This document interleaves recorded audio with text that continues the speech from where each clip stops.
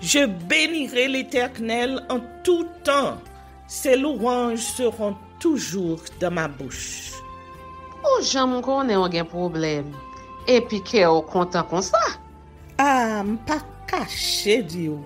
Depuis que commence à lire Bible chaque jour, je senti charge problème moi yo sorti sous dôme. Oh, si c'est comme ça, moi pour aller couvrir acheter un Bible. Dégagez au marché. Mais en attendant, ou qu'attendez radio télévision d'espoir? Radio Vision d'Espoir. Oh, moi t'attendais une annonce comme ça, oui. Mais qui ça a te dit? Lecture de la Bible en un an. Une émission qui vous accompagne à la découverte des trésors cachés de la parole de Dieu sur Radio Télévision d'Espoir. Chaque jour de 11h à 11h30 du matin, excepté mercredi 5h30, 6h de l'après-midi, samedi 7h30, 8h du matin, avec les sœurs Chantal Saint-Hubert, Claude Louis Orisma et votre servante Maudeline Maurice Hilaire.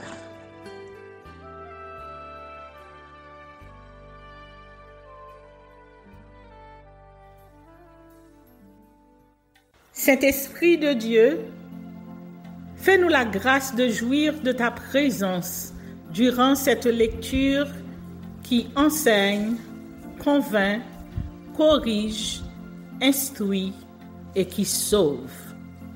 Au nom de Jésus. Amen.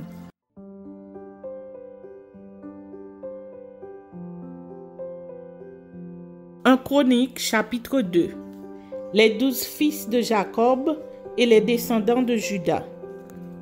Voici les fils d'Israël: Ruben, Siméon, Lévi, Juda, Issachar, Zabulon, Dan, Joseph, Benjamin, Nephtali, Gad et Aser. Fils de Juda: Er, Onan, Shéla. Ces trois lui naquirent de la fille de Shua, la cananéenne. Er, premier-né de Juda, était méchant aux yeux de l'Éternel qui le fit mourir. Tamar, belle-fille de Juda, lui enfanta Péretz et Zérak. Total des fils de Juda, 5. Fils de Péretz, Etzron et Amul. Fils de Zérak, Zimri, Étan, Héman, Calcol et Dara. En tout, 5.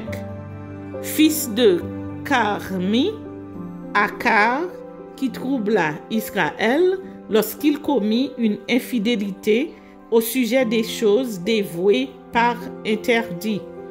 Fils d'Étan, Azaria. Fils qui naquirent à Etzron, Jérak, Miel, Ram et Kelou Baï. Ram engendra Aminadab. Aminadab engendra Nachron, prince des fils de Juda. Nachron engendra Salma. Salma engendra Boaz. Boaz engendra Obed. Obed engendra Isaïe. Isaïe engendra Eliab, son premier-né, Abinadab, le second, Shiméa, le troisième, Nethanil, le quatrième, Radaï, le cinquième, Otsem, le sixième, David, le septième. Leurs sœurs étaient Séruja et Abigail, fils de Séruja, Abishai, Joab et Azaël. 3. Abigail enfanta Amasa.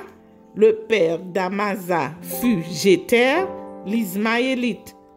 Caleb, fils de Etzron, eut des enfants d'Azuba, sa femme, et de Jérioth.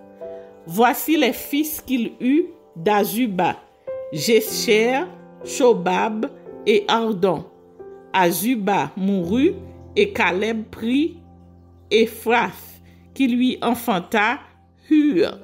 Hur engendra Uri et Uri engendra Beth-Salil. Ensuite, Hezron alla vers la fille de Makir, père de Galahad, et il avait 60 ans lorsqu'il la prit. Elle lui enfanta Ségoub. Ségoub engendra Jaïr, qui eut 23 villes dans le pays de Galahad.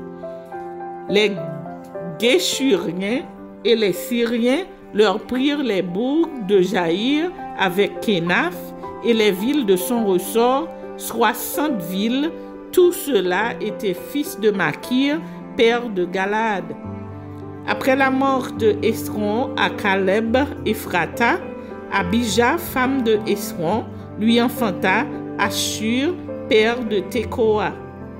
Les fils de Jérak, Miel, premier-né de Hezron, furent Ram, le premier-né, Buna, Oren et Otsem, né d'Ashija.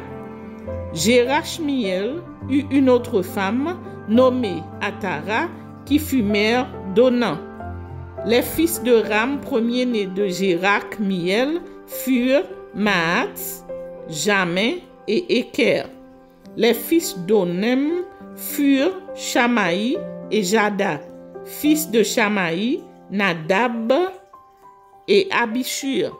Le nom de la femme d'Abishur était Abikaïl, et elle lui enfanta Ashban et Molid. Fils de Nadab, Séled et Apaïm. Séled mourut sans fils. Fils d'Apaïm, Jishei. Fils de Jishei, Shesham. Fils de Sheshan, Ashlaï.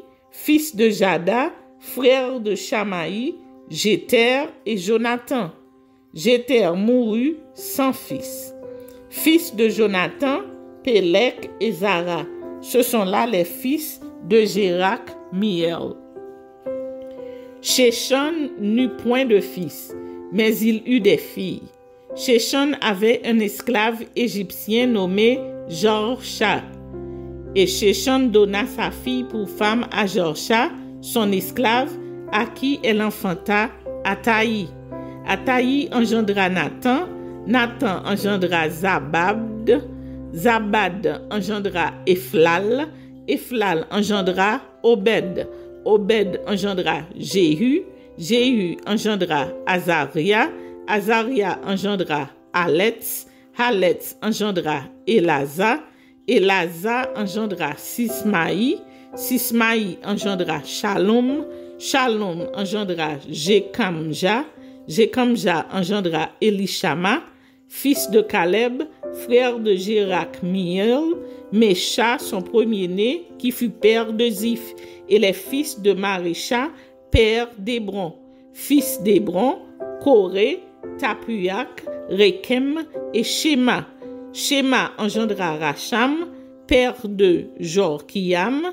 Rekem engendra Shamaï, fils de Shamaï, Maon, et Maon, père de Beth-Sur. Epha, concubine de Caleb, enfanta Aram, Motsa et Gazez. Aram engendra Gazez. Fils de Jadaï, Réguiem, Jotan, Geshon, Pélec, Epha, Shaaf. Maaka, concubine de Caleb, enfanta Sheber et Tir-Shana. Elle enfanta encore Shaaf, père de Madmana, et Sheva, père de Machena, et père de Gibéa. La fille de Caleb était Akza. Ceux-ci furent fils de Caleb. Shobal, fils de Hur, premier-né d'Ephrata, et père de Kirjas-Jirim. Salma, père de Bethléem. Areth, père de Beth-Gader. Les fils de Shobal, père de Kirjath-Jirim, furent Roé, Atsi, Amenuhoth. Les familles de Kerjath, Jérim furent les Gésiens, les Pusiens, les Shumathiens et les Mishraïens. De ces familles sont sortis les Soréaltiens et les Eshtaoliens, fils de Salma, Bethléem, et les Nétophathiens, Athroth, Beth, Joab, Atsi, Amanashti, les Soréens, et les familles des scribes demeurant à Jaïbeth, les Tiréathiens, les Chiméathiens et les Sukathiens. Ce sont les Kéniens issus de Hamath, père de la maison de Récab.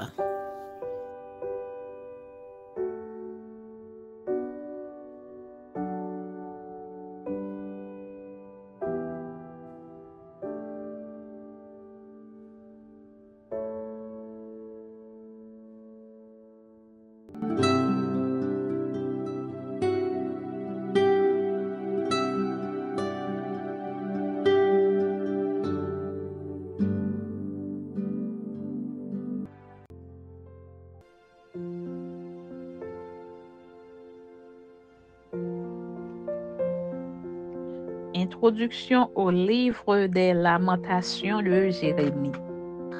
Ce livre, attribué au prophète Jérémie, est un recueil de 5 lamentations conçues comme des poèmes inspirés par un seul événement, la destruction de Jérusalem par l'armée babylonienne vers 587 avant Jésus-Christ. Cette ruine marque la fin du royaume de Juda et à des vues humaines. Elle dément la promesse faite autrefois au roi David en ces termes. Un de tes descendants régnera toujours après toi. Ton trône sera pour toujours affermi. Voir 2 Samuel 7, verset 16. La première lamentation, chapitre 1er, les versets 1 à 22, traite des malheurs qui se sont abattus sur Jérusalem, la grande ville. Jérusalem a multiplié ses péchés. C'est pourquoi elle est un objet d'aversion. L'Éternel est juste, car j'ai été rebelle à ses ordres. La deuxième lamentation, chapitre 2, versets 1 à 22, aborde la question de Jérusalem ruinée. Le Seigneur a été comme un ennemi. Il a dévoré Israël. Il a dévoré tous ses palais. Il a détruit ses forteresses. Il a rempli la fille de Juda de plaintes et de gémissements. La troisième lamentation, chapitre 3, versets 1 à 66, évoque une série de souffrances et de consolations. Souffrance due au silence de Dieu. J'ai beau crier et implorer du secours, Dieu ne laisse pas accès à ma prière. La consolation est due au fait que Dieu a vu toutes les atrocités des ennemis de son peuple et qu'il répliquera. La quatrième lamentation, chapitre 4, verset 1 à 22, campe l'auteur se lamentant sur le sort de tout le peuple, du plus petit au plus grand, du laïc au clergé. Enfin, chacun est frappé. La cinquième lamentation, chapitre 5, versets 1 à 22, présente les maux actuels et les douloureux souvenirs conduisant au questionnement du genre. Pourquoi nous oublierais-tu pour toujours? Nous aurais-tu entièrement rejetés et t'irriterais-tu contre nous jusqu'à l'excès? Lamentation 5, versets 20 à 22. Le livre des Lamentations de Jérémie insiste sur un fait. Malgré l'évidence du désarroi de son peuple, les bontés de l'Éternel ne sont pas épuisées. Que ta fidélité est grande. Lamentation chapitre 3, versets 22 et 23. Face aux catastrophes marquant la fin du royaume de Juda, le peuple vaincu reconnaît son tort, même si son Dieu, dans sa colère, se serait comporté en ennemi pour Israël. En somme, le message du livre se découvre d'abord dans l'attitude et la démarche du poète. Sous le choc de la catastrophe qui a frappé toutes les catégories de la population et provoqué des scènes horribles, celui-ci ne se laisse pas engloutir par la souffrance. Il ne reste pas prostré, anéanti de stupeur. Il ne se contente pas de s'apitoyer sur soi-même. Il assume, il discerne et il prie. Il appelle ses compatriotes à faire le même. Il discerne dans la ruine la punition des crimes. La nation de Juda a failli à sa vocation de nation sainte et de peuple élu. Dieu reste cependant le Dieu de l'espérance du livre. Fais-nous revenir vers toi, ô Éternel, et nous reviendrons. Lamentation chapitre 5, verset 21.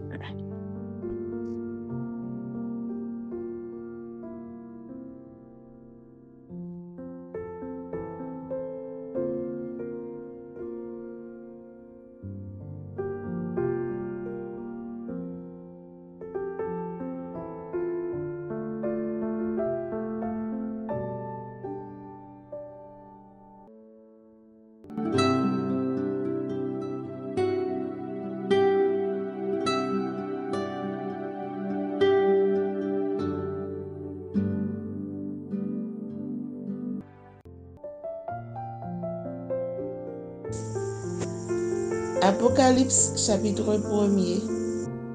Titre et sujet du livre. Révélation de Jésus-Christ que Dieu lui a donné pour montrer à ses serviteurs les choses qui doivent arriver bientôt et qu'il a fait connaître par l'envoi de son ange à son serviteur Jean, lequel a attesté la parole de Dieu et le témoignage de Jésus-Christ, tout ce qu'il a vu. Heureux celui qui lit et ceux qui entendent les paroles de la prophétie et qui gardent les choses qui y sont écrites, car le temps est proche. Dédicace aux 7 églises d'Asie. Jean, aux 7 églises qui sont en Asie, que la grâce et la paix vous soient données de la part de celui qui est, qui était et qui vient, et de la part des 7 esprits qui sont devant son trône, et de la part de Jésus-Christ, le témoin fidèle, le premier-né des morts et le prince des rois de la terre.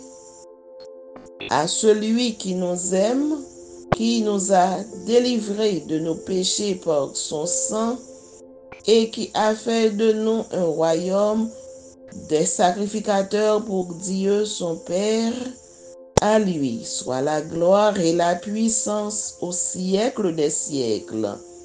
Amen. Voici, il vient avec les nuées, et tout œil le verra, même ceux qui l'ont percé. Et toutes les tribus de la terre se lamenteront à cause de lui. Oui, Amen. Je suis l'alpha et l'oméga, dit le Seigneur Dieu, celui qui est, qui était et qui vient, le Tout-Puissant.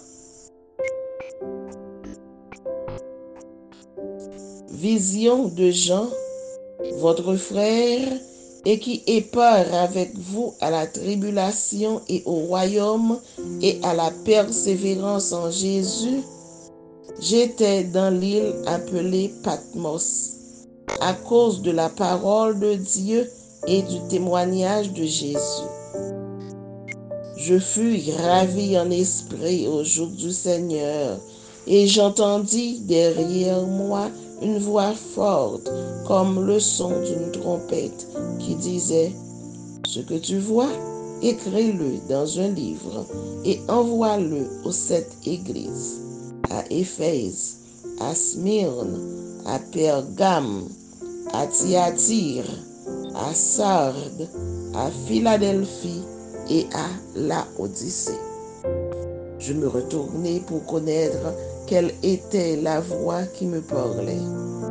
Et après m'être retourné, je vis 7 chandeliers d'or et au milieu des 7 chandeliers, quelqu'un qui ressemblait à un fils d'homme, vêtu d'une longue robe et ayant une ceinture d'or sur la poitrine. Sa tête et ses cheveux étaient blancs comme de la laine blanche, comme de la neige. Ses yeux étaient comme une flamme de feu. Ses pieds étaient semblables à de l'airain ardent, comme s'il eût été embrasé dans une fournaise. Et sa voix était comme le bruit de grandes eaux.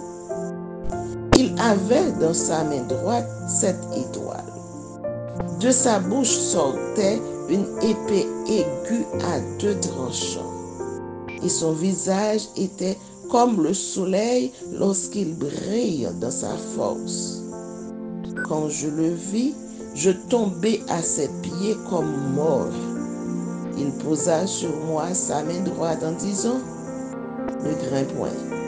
Je suis le premier et le dernier et le vivant.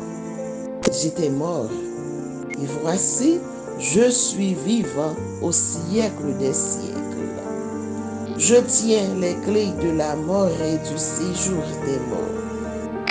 Écris donc les choses que tu as vues et celles qui sont et celles qui doivent arriver après elles.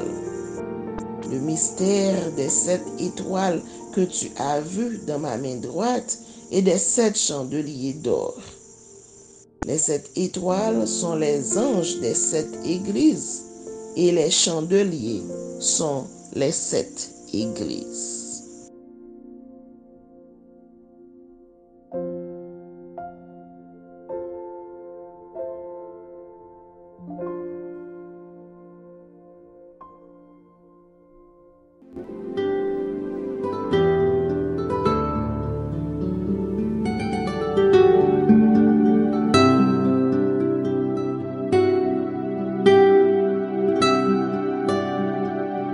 Merci Seigneur de nous donner le discernement dans la lecture de ta parole, que nous y prêtions attention afin d'appliquer notre cœur à la sagesse. Amen. Que celui qui a des oreilles pour entendre, entende, et que celui qui lit fasse attention.